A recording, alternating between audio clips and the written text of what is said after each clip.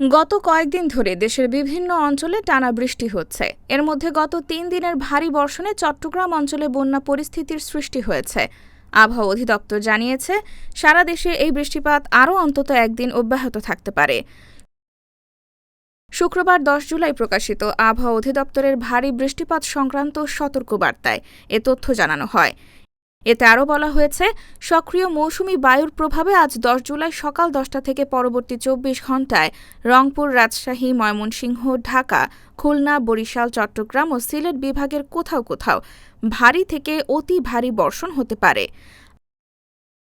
আকস্মিক বন্যায় পার্বত্য চট্টগ্রাম বিষয়ক মন্ত্রণালয়ের কন্ট্রোল রুম জানায়, ভারী থেকে অতি ভারী বর্ষণের কারণে ঢাকা ও চট্টগ্রাম মহানগরীর কোথাও কোথাও অস্থায়ীভাবে জলাবদ্ধতা সহ চট্টগ্রাম বিভাগে পাহাড়ি এলাকার কোথাও কোথাও ভূমিধস হতে পারে।